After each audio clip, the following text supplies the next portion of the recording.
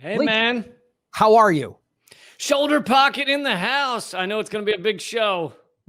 Shoulder pocket in the house. It's another government secret shoulder pocket episode. Beep, beep, beep. Episode 35. It's a significant. We're halfway to 70, so I wanted to go shoulder pocket. You can keep anything in there. You could keep like a button. You could keep like a half a condom, a half of one. Yes, You could. half of one still works. Well, you get two halves of one, and yeah, you'll be good to go. One of those really small Band-Aids. You can keep in there. The little circle ones. One of the little circle ones. I got one of the circle ones in there. Which, as far as I can tell, those little circle ones are for when the wind blows too hard and it hurts. I don't like. What is that? What wound is that small? It's just like, yeah, I don't know. What I do in this pocket, I have one Tic Tac and then one of those circle, and I just tape it to my skin, and that actually helps your breath if you just like quitting smoking patches, but for Tic Tacs you take them intravenously. Yes, you tape it to your skin, and your skin absorbs the Tic Tacness, which eventually makes you not have dog mouth. So it works. That's what little pockets are for, buddy. I mean, yeah, absolutely what they're for. I hope you're tuning in, folks, for the hard science of government. By the way, I don't know why, but to shift to something slightly more political.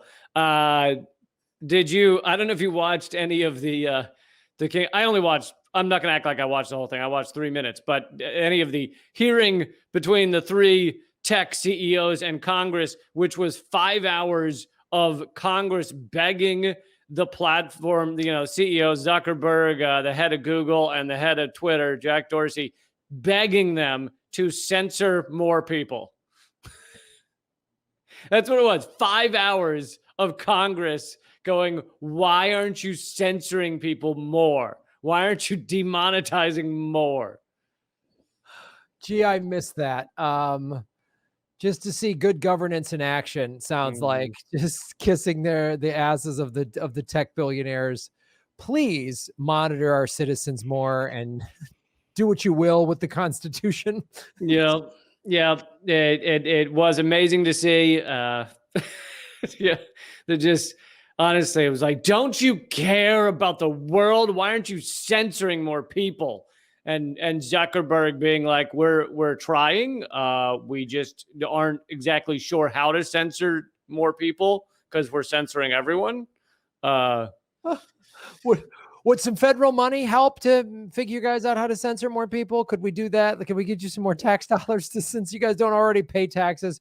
We should then give you extra money to help with the censoring of the American people. Yeah, one congressperson, Glenn Greenwald, featured in his article about it. I can't remember who the congressperson was, Democrat, of course, basically said to Zuckerberg, we have, there's a list of terrorist groups like ISIS. Would it help if the groups in America were put on a similar list? Basically saying that, it's groups in America that are saying things that she doesn't like are equivalent to ISIS.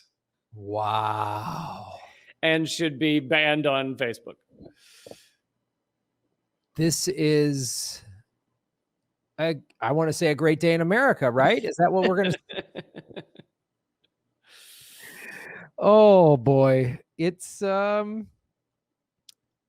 yeah. How do we get out of the tech? Because it's like we all use social media to a certain degree. I mean, there's obviously platforms we don't use as much. I mean, I don't know. Like, part of me would like to never use it ever again. But I don't know. I mean, I guess I'm really holding out for Susie Dawson and Bill Binney's Panquake. Yeah. Be great if they did that. So I don't know, man.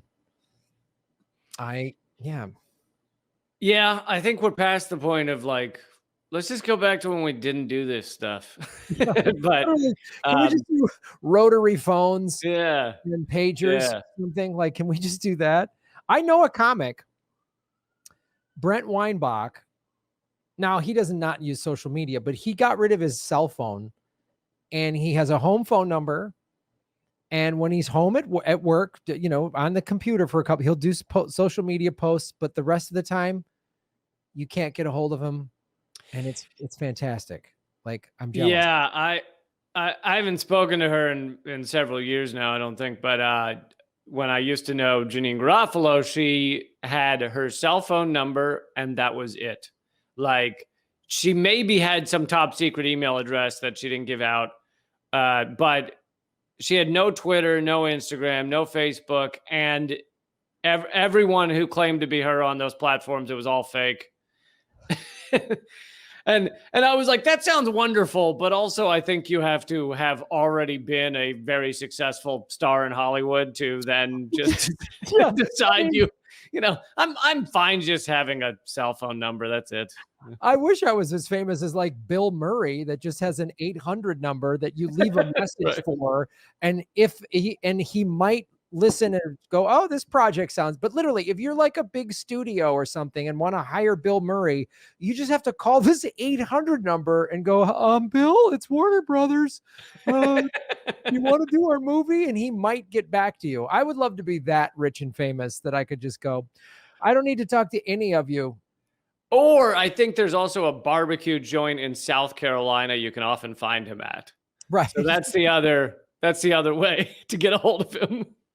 Just go there on Pork Rib Thursdays, and then you're gonna find Bill. Maybe you can get him, bring a contract, and he might sign it. Yeah, let's bring a contractor along. Absolutely. So this week on the show, I thought it was a good idea because we've got Derek Chauvin's trial beginning for executing George Floyd in broad daylight, an execution that took nearly 9 minutes and everyone watched. And who knows whether he'll get convicted or not. They may convict him because they realize that the country will be on fire if they don't.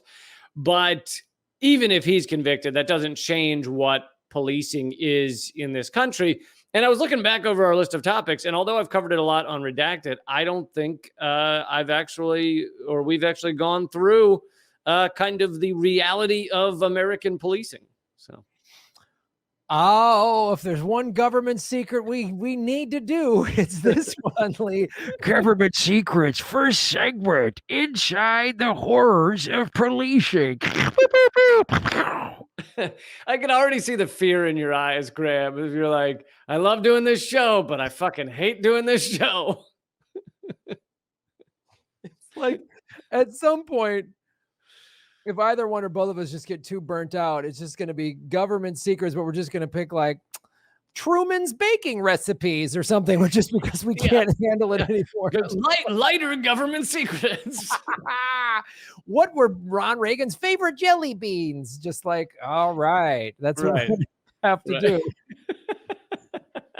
It'll be like, Truman had a tiny dick. That's it. That's why he dropped the bombs. Yeah. All right. So let's get into it, buddy. Let's go. All right, man. Let's do it. And then we got, we'll see. I'm pulling most of this from an article I did back when the George Floyd protest first kind of started last year. It's 19 facts about policing about American policing that'll blow your mind. And anybody can also find it online, but we'll see how many we get through. And we might have to make this a two-parter if it gets too long, but we'll see. Well, I guess we'll get deplatformed then. Oh, wait. Oh, that's why you're scared. You're scared of what will be said about police. Yeah, they're just going to first we demonetize, which I'm still demonetized, and then they're gonna anyway. Let's go for it. I tell you what. So the transcript won't see it too many times. We'll in place of the word police, I'll just say Epstein every time. I don't know if that helps the algorithm, buddy, because I've said that word way too many times on this show. So, and on my own show. So just say cupcakes, and they'll think Okay. we're doing a cooking episode. Well, then the Julia Child story will fit. Yes. Oh, that's gonna be our next. Oh, after the cop thing, we're gonna get into just shattering more of my childhood. But go ahead, let's do this. Okay, so let's begin with where American policing got its start. Because believe it or not, here's the thing: is we grow up in it, and it's so normal to just see cops wandering around fucking everywhere, especially in big cities. It just seems like, oh, that's how the world works. It's not really. That's not how it's always worked.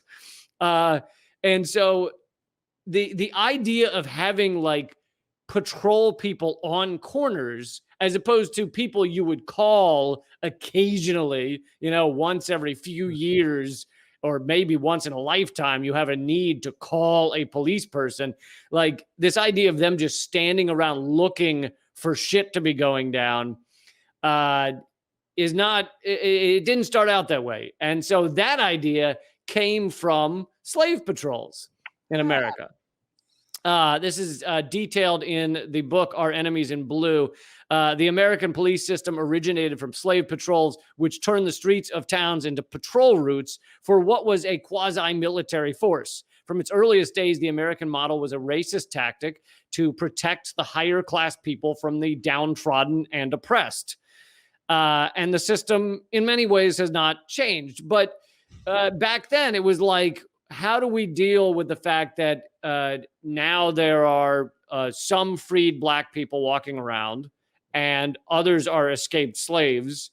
And, well, let's just have white people sometimes with guns, sometimes not with guns, but let's just have them walking around. And, back in its earliest days, really, if you were kind of a white citizen, you could apply. I think in a lot of these cities, you had to be a white citizen with a gun. You could apply to be a patrol person and be a slave patrol. And you'd go around town looking for Black people to accuse them of being escaped slaves. Good thing we got rid of that.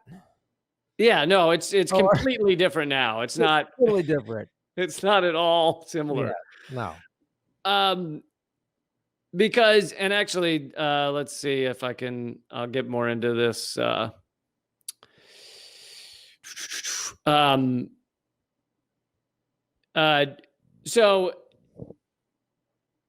in that same vein, that police are now like stand around and kind of insert themselves into people's lives. Now, some of the time cops obviously are called to big events, there's a bank robbery or whatever, but that's incredibly rare.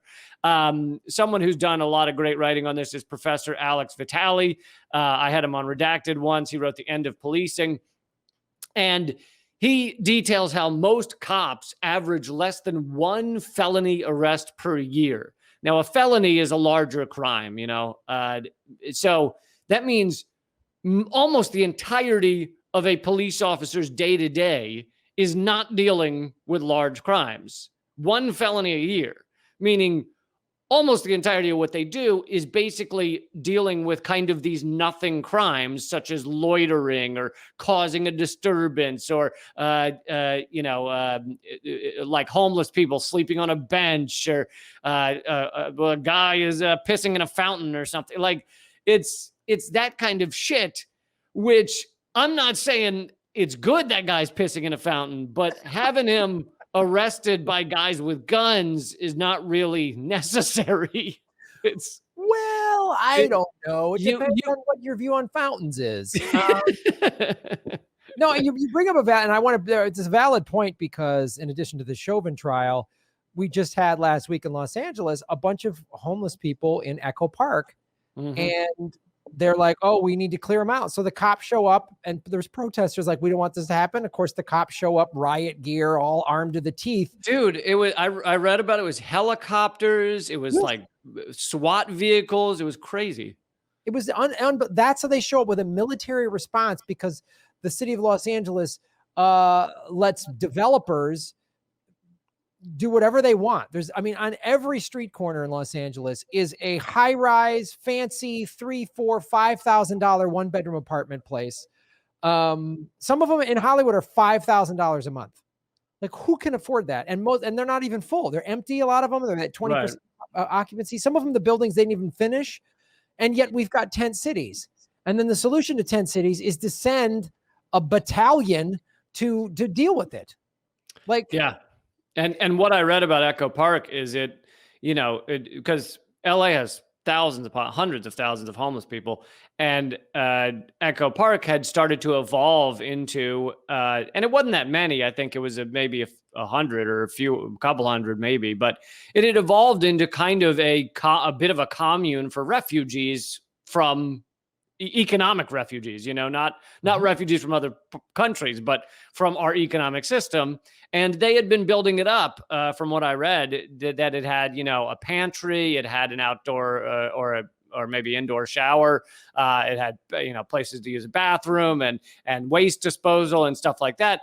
So I think that larger than just like, oh, we don't fucking want homeless people here, although that's part of it, it was, we can't allow this to become a functioning little community where people can go who don't have anything else, because then you allowed people to see, hey, this is an idea that could spread. Like, there could be places that are actually acceptable living areas for people in cities around the country, and that's why it had to kind of be crushed. Yeah, well, it's a bunch of people working together, helping each other out. So we better send a SWAT unit down for that. Not to mention the fact that they did this in Finland, and they're now doing it in Utah, which is the Housing First program to deal with homelessness. And they found it's way more effective and costs less money, of course, is giving homeless people, putting not cots and shelters, a home, like a studio or one-bedroom apartment. Yep. And in these complexes are, job training, drug and alcohol treatment, healthcare, whatever that the people need, and with the goal of integrating them back into society. And they have an 80% success rate. And I guarantee you that model is cheaper than the amount of money the city of Los Angeles spent for this, to roll out these tanks and helicopters and whatever, to pay the overtime or what that costs to do an operation like what they just did in Echo Park, which is a military operation. It's something like, I don't know, it's tens of thousands of dollars just in fuel for one helicopter. Yeah. So yeah. It's already, the model we have is, once again, just like Medicare for all, the solution is cheaper than the current tactic. Yeah, Utah saved money. They found out it was cheaper to give people a studio apartment than to have them chronically homeless. And they cut homelessness by 95%. And then a couple of years after they did that, they stopped the program. Oh, good plan. So homelessness in Utah has shot back up. Well, that's weird. It's almost like you have a clear solution. Yeah, exactly. But the thing is, if you get rid of the homeless, then who are the cops going to beat the shit out of? Well, everybody else, I guess. So yeah. Well, and I believe, as George Carlin said, if you don't have the homeless, then who are you going to use to scare the shit out of the middle class?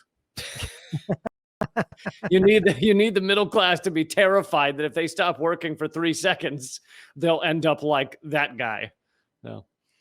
Yeah, that's true. Oh.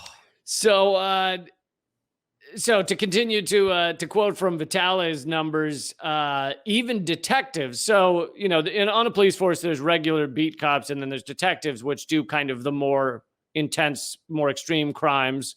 They're the ones who are supposed to figure out the bank robberies and the murders and shit.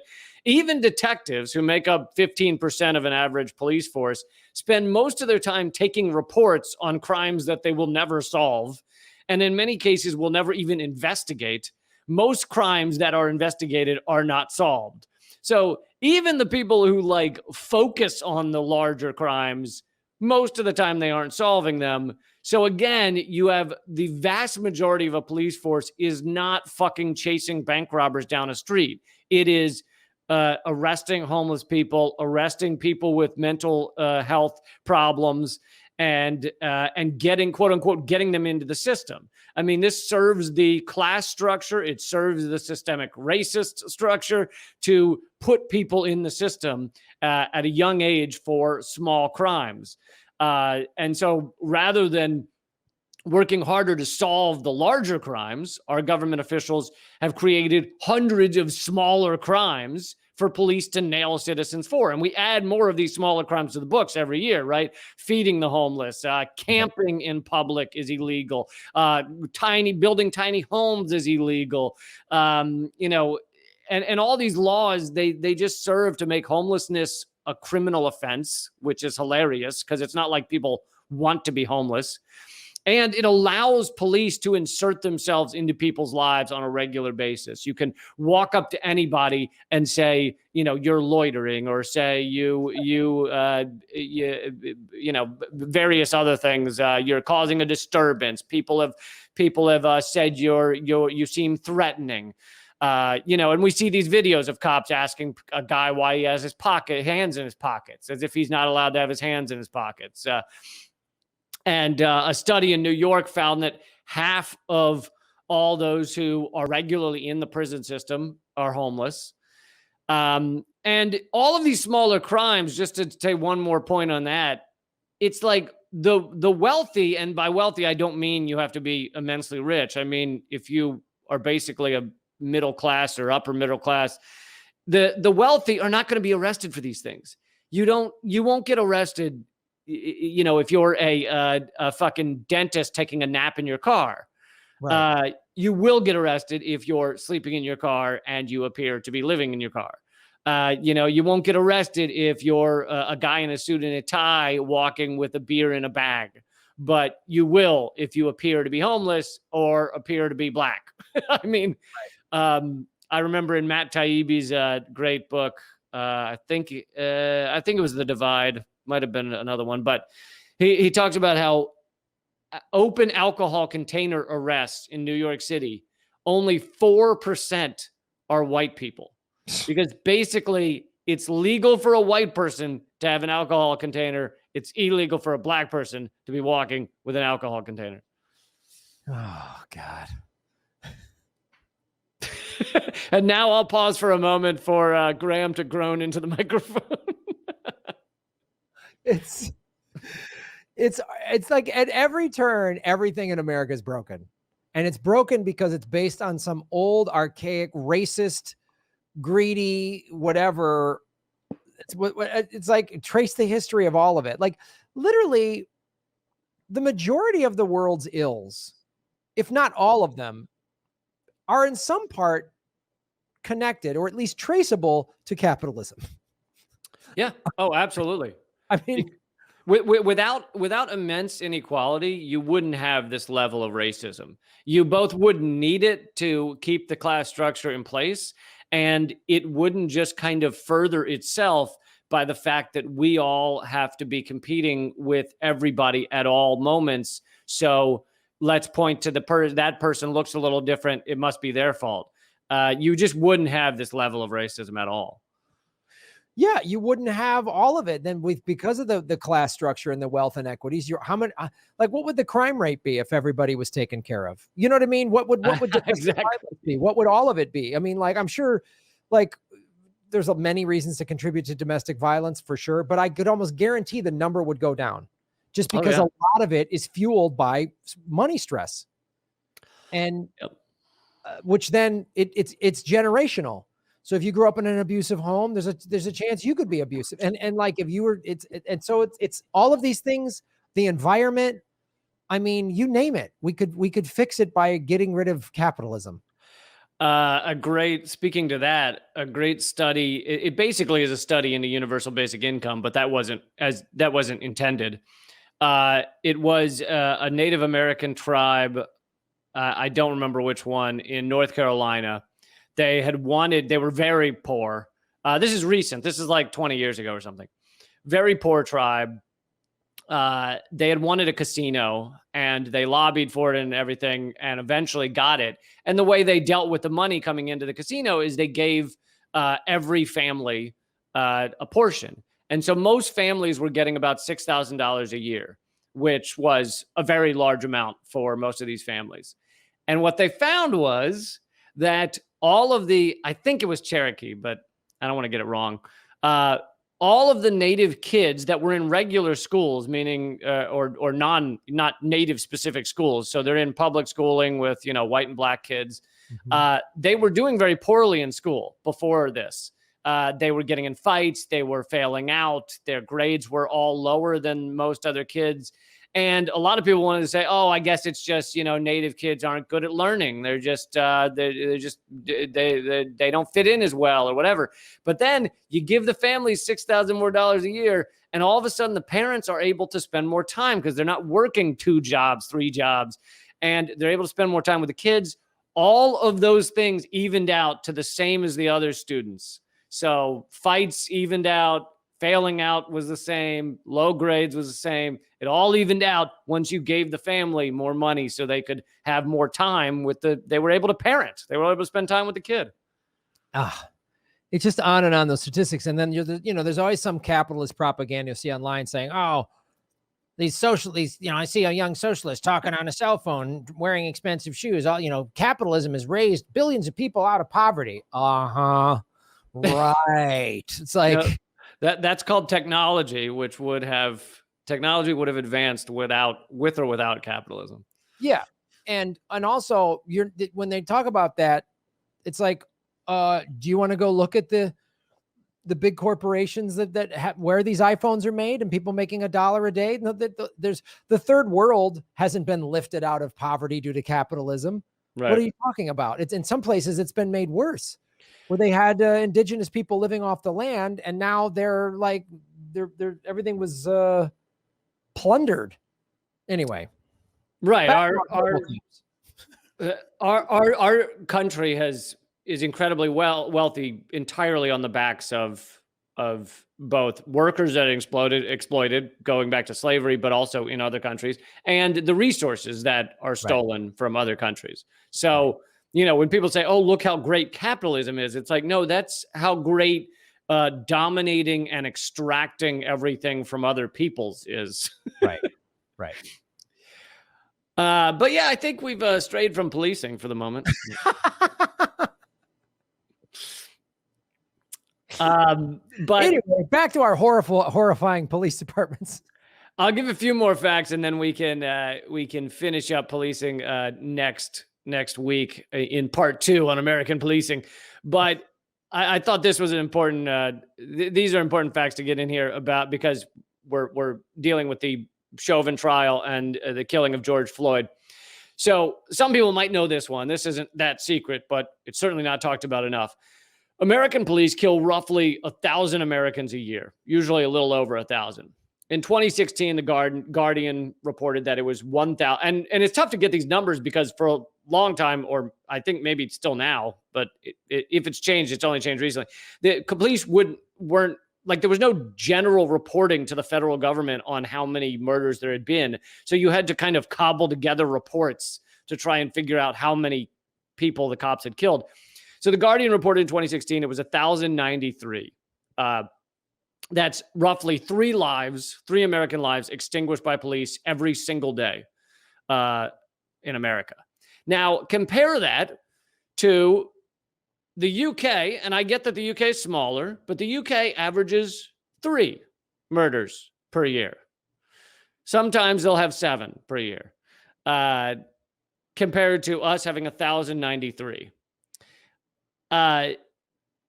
This means that American police generally kill more citizens in a week in America than the UK will kill in a year. And in 2018, countries like Denmark and Switzerland, their police killed, drum roll please, 0. They actually went through the whole year without murdering one of their citizens. Oh, that sounds awful. They're soft on crime over there. I mean, you'd think they just kill a few just to stay in practice, right? Something. I mean, you just like, oh God, well, they're over there with their free health care and their high quality of living. What the hell? Those animals. Yeah, I mean, I don't know what their police do. Somehow they approach situations without planning to kill anyone.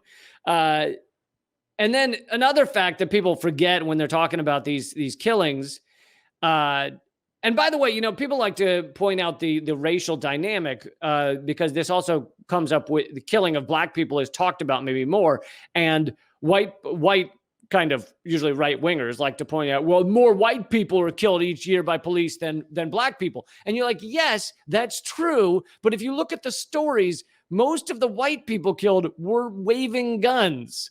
So there is a difference. Black people are killed when they're unarmed.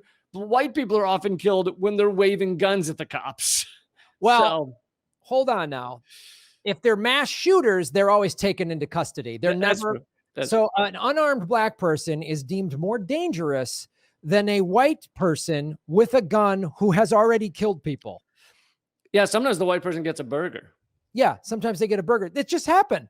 Because we're back to society's opening up now after COVID's getting better, so we're back to normal. Which back to normal in America is a mass shooting every week. So we just had one a week ago, and the kid in Boulder, Colorado. This is going to be a shocker. White male, history of mental illness, easy access to guns. I don't think we've ever had that sequence of events happen before.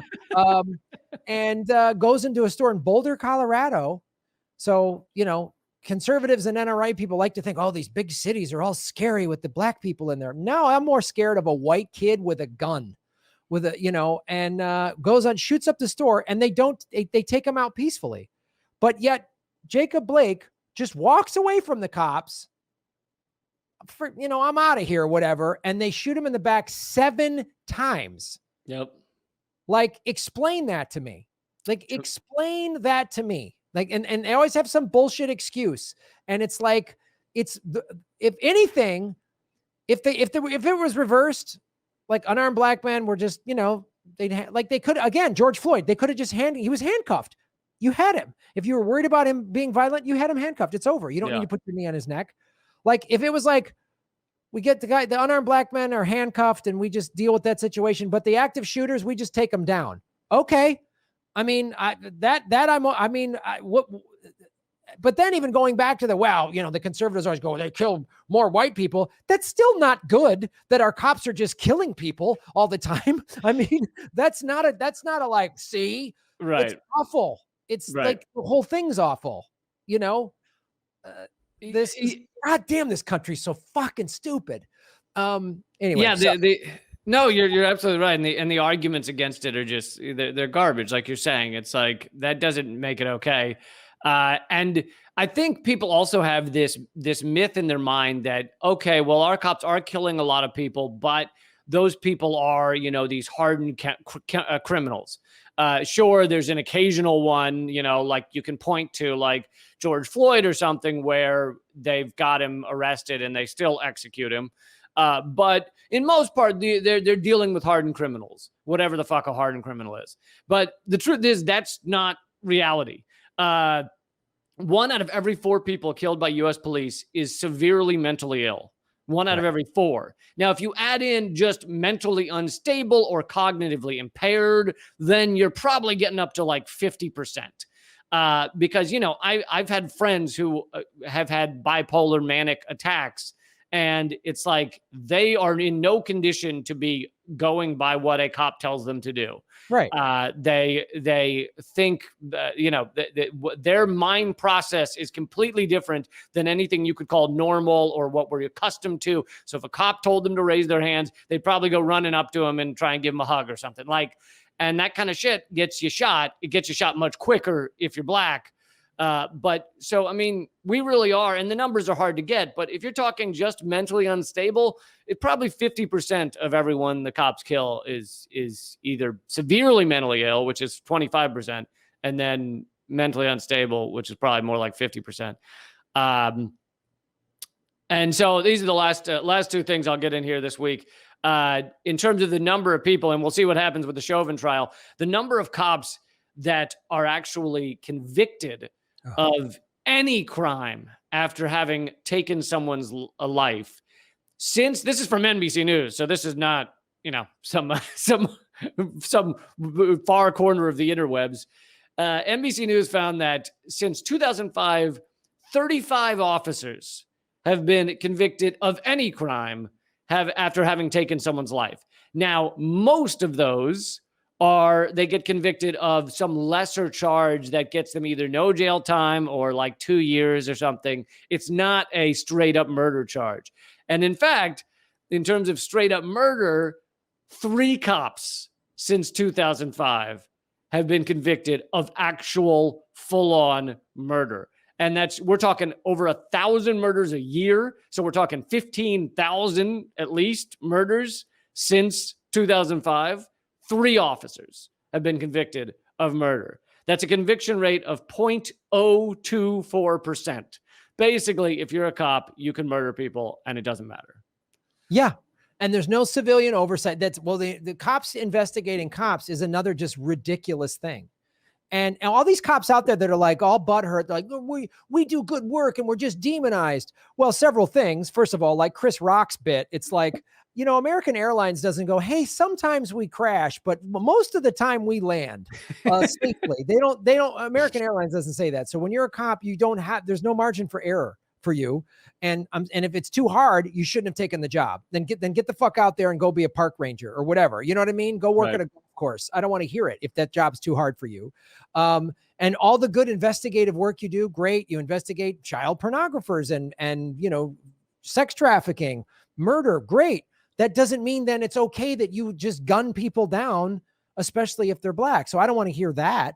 And then the fact that if you were a cop and you're tired of that, cops' morale is low. You of all people should be stepping forward to say, we need independent review, because I'm embarrassed to be a cop now. If I was a cop, and I thought about being one when I was a lot younger, I would be embarrassed to be a cop now.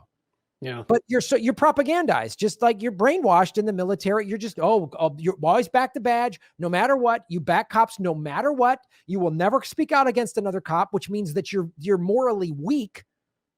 So you can't even look at the other side of things. Well, and you either give into that brainwashing and go along with it and try and prove you're the best at the garbage they want you to do, or you usually get flushed out, like you'll quit because you can't go against the whole policing system. No.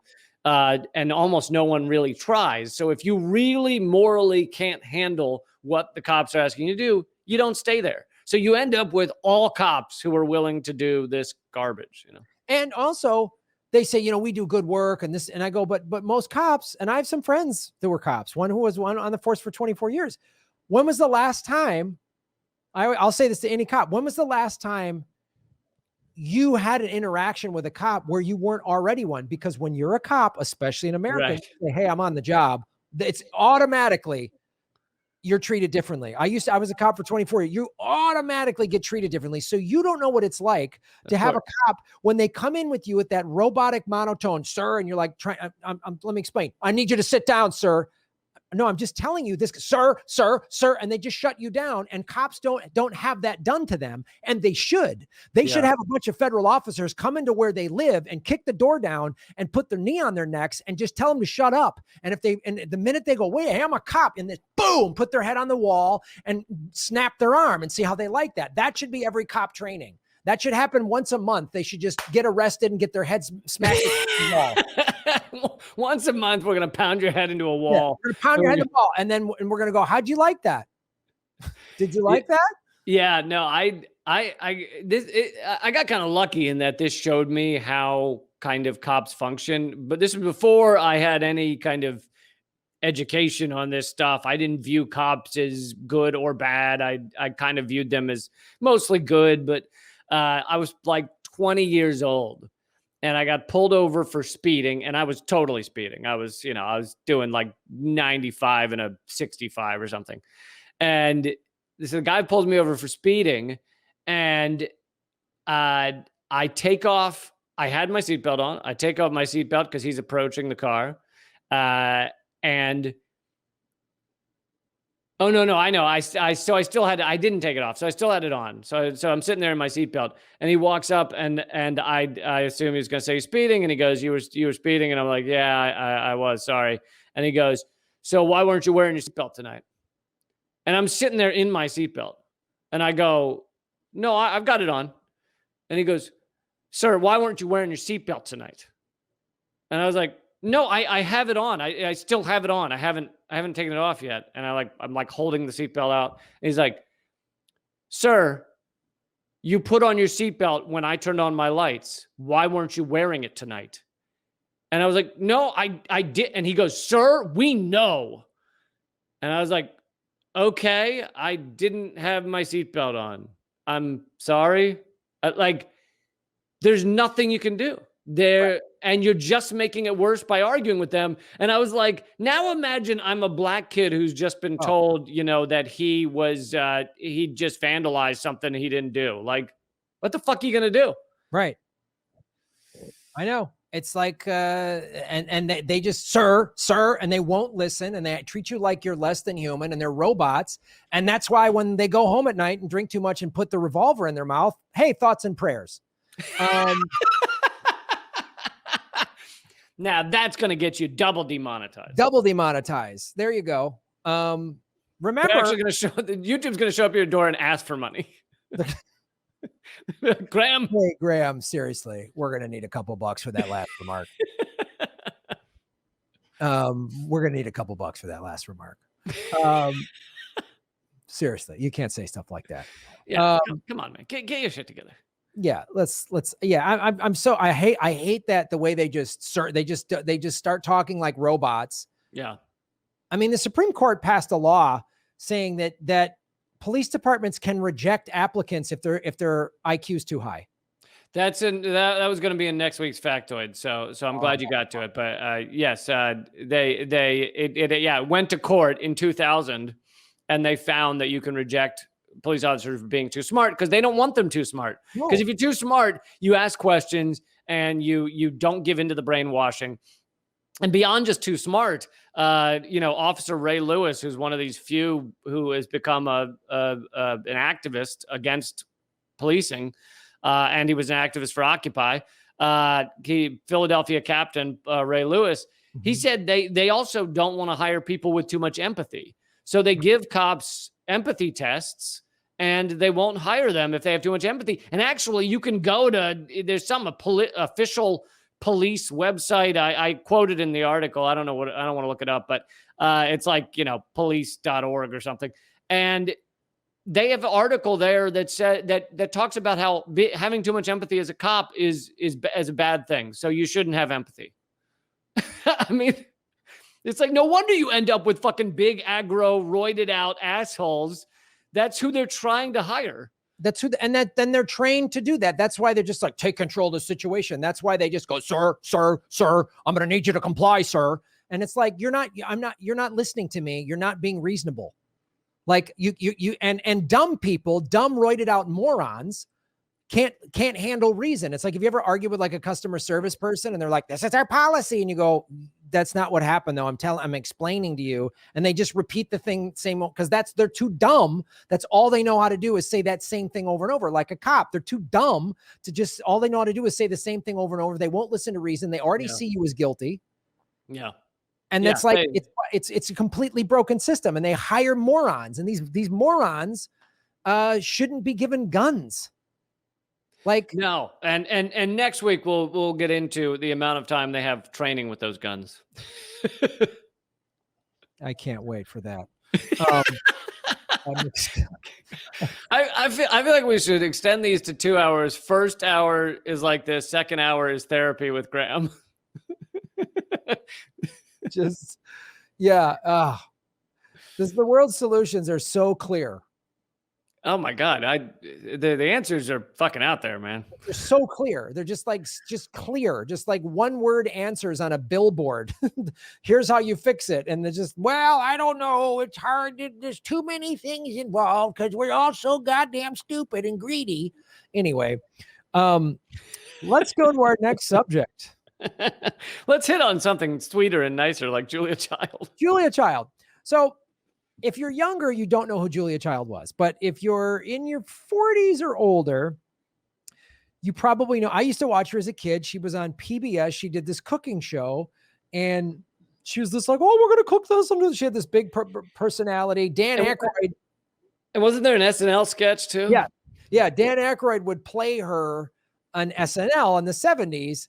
And I remember he was like famous, and he'd like, he like cut himself, and there's like all this blood flying. I was like, oh, it's just a little bit of a nick, but I'm okay. I'm feeling a little dizzy. I remember, you know, and it was so like if you grew up in the 70s, you knew who she was, and she just made this great little thing. As another thing, she was very one of these iconic figures like Mr. Rogers, Julia Child, you know, that you just knew growing up. And my mom would, you know, my parents would watch her cooking show and thought she was so sweet, but typical of everything. And that's America, everything that's sweet and nice. It's a filthy scam. She worked for intelligence people, of course. And so we're going to get into she worked for the intelligence community. You're blowing my mind, Graham. Right?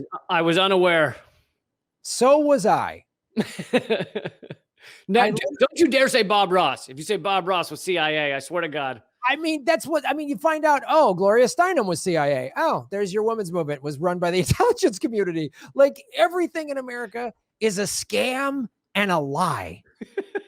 That's why I get so mad, because I was raised, cops are good. I liked cops. You're supposed to like them. Yeah. It's a lie. America's not great. It's a lie. It was built on slavery and racism. We're not the greatest country. We're the greatest country at murder, at greed, at like bombing everybody. Something you and I think really link up on is when we find out we've been lied to on something, it's like fucking infuriating. Like I don't go, oh, Columbus was a genocidal maniac. Okay, cool. Let's move on. I go, what the fuck were they telling me for 20 years? How is that possible? For 20 years. I mean, textbooks printed where Christopher Columbus came over and had pumpkin pie. It's like, and then it's like, oh, you guys just forgot to include his own journal of horrific events into this? Is that what you like? We missed it. You know, we had a lot to do back when we were writing these books, and we just didn't see that bit. We thought he was very friendly to the natives, and they agreed to be genocided. It was actually a negotiation, and they said genocide sounds cool to us. But to tie this all in, actually, it's the same thing. Like the popular belief tying into the whole policing and how we police, right? Oh, the protest turned violent because some of the protesters got violent. No, you agitated them. And when everyone I know was at a George Floyd protest this past summer, is like, it was fine until the cops showed up. Everybody said that. It's the same thing. Like, oh, the Native Americans were violent savages. No, you came in and stole their land and they had no choice. Like you started doing awful things to them. So they went, okay, I guess it's game on now. And it's like, this is our whole history. So much so. You can see just in the initial contact, when they first showed up, they approached Columbus and his men like friendly, and they'd never seen a sword before. And he says, you know, they cut themselves on the sword because they never seen it, because I guess that tribe didn't have metal, or at least not that kind of, not steel. And then by the end of it, Columbus had left, but he left, I think, 35 men there. But they were so awful and demanding and wanted gold and everything that by the time Columbus returns, they'd been killed and their, you know, shack had been burned down by the natives, because the natives were like, yeah, these people are awful. Yeah, fuck them. We have to kill them. We have no choice. Like, they're horrible. They were just killing every of us with their swords. So we had to steal some and get and kill them. We had no, what were we supposed to do? Right. And it's just like, wait, who is the savages? Mm-hmm. Who savages? I feel like it was the Columbus and his gang. So yeah, everything in America is a lie. Julia Roberts is probably a lying. No, Julia Roberts is fine. It's just Julia Child. Okay, I don't trust any of them. I mean, look, George Clooney was listed in the WikiLeaks, the Sony WikiLeaks emails, as having been a CIA asset, and he got a blowjob from Ghislaine Maxwell. So I don't trust any of them. They're all rats. Anyway. Really? Yep. That's the other thing too. And going back to how the lies of everything is, even that Sony email dump, right? That hack or whatever it was. Right before the interview movie. Yeah, it was right before the interview movie. And it was also like, the media focused on, oh, this producer said something like, oh, that, that actress is overweight or ugly or whatever. And they just focused on the Right. stuff. Right. They didn't focus on the intelligence community working with Hollywood. They didn't focus on all of that for some weird, wacky reason. I guess, again, just like Columbus's journal, I guess they just forgot it or didn't read it all the way through. That's actually the perfect example of that phrase, limited hangout. Like, the mainstream media was like, well, we can't act like this didn't happen. So we'll act like it happened. And the major things are that that executives were discussing, Jennifer Lawrence naked. Right. And like, that's the major thing. And people will gawk on that and won't look deeper, Yep. That's exactly what they do. So how Julia Child went from World War II spy to beloved celebrity chef. There she is. She had this nice, lovely voice, and we're going to make a brisket. She handled top secret information as an officer for the agency that preceded the CIA. We've talked about them before, the OSS. That was basically created in World War II. That was Office of Secret Services or something like that. Right. So Julia Child is remembered for her love of French cooking and her TV show. But let's get into this. First, let me go to this one. Just to view her intelligence. In August of 2008, the United States National Archive released tens of thousands of personnel files of those who work for the Office of Strategic Services. That was it. OSS was Office of Strategic Services, the forerunner of the CIA. Among the former employees was one Julia McWilliams, the future Julia Child. The French chef's intelligence background wasn't really a secret, but after the release, more people became aware of her service during World War II, a recipe for an intriguing life before marinating French cuisine. And then this is I knew her brisket was too good to be true. So this is no one cooks an eclair like that without having some deep state up in there. Julia Child took a secretarial course at the Packard Commercial School, but quit after a month when she landed a job as a secretary with W.J. Sloan, a home furnishing company in New York. She was in charge of highly classified documents related to U.S. military activity during World War II. She wanted, like a lot of Americans, she wanted to work, and I want to, fight the Nazis in World War II. She began in volunteering with the Pasadena chapter of the American Red Cross, where she headed the Department of Stenographic Services. She also worked in the Aircraft Warning Service. When she tried to join the military good, she was rejected from both the Women's Army Corps and the Women's Accepted Volunteer Emergency Services because she was too tall. In 1942, she became a senior typist with the research unit of the Office of War Information in Washington, D.C. By the end of the year, she became a junior research assistant with the Secret Intelligence Branch of the Office of Strategic Services. She was among 4,500 women who served in the OSS. A research assistant for the OSS Secret Intelligence, Julia Child recorded thousands of officer names into the agency's internal database system and handled highly classified documents. She then went into emergency sea rescue, and she helped develop a recipe for shark repellent. Stop. So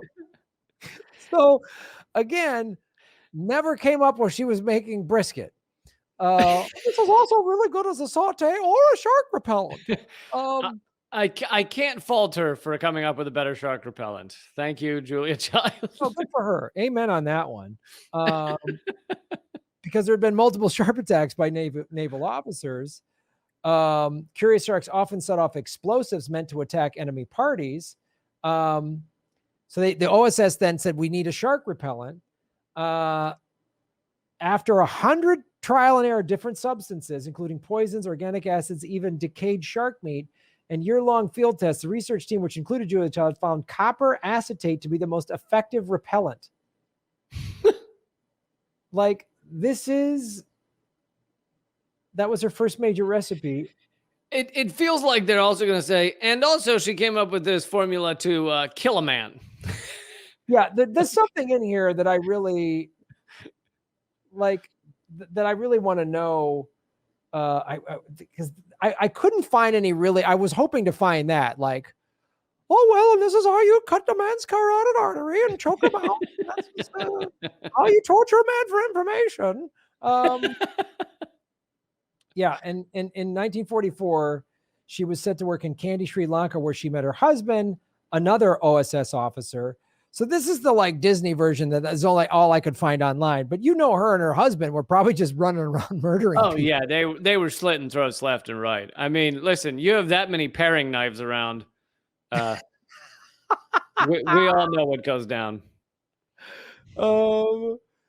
Yeah, the big recipe was shark repellent. And here's just a little clip of her we should show the audience, just so they know what she's like. I'm going to see if that is flippable. Well, I'm going to try it anyway.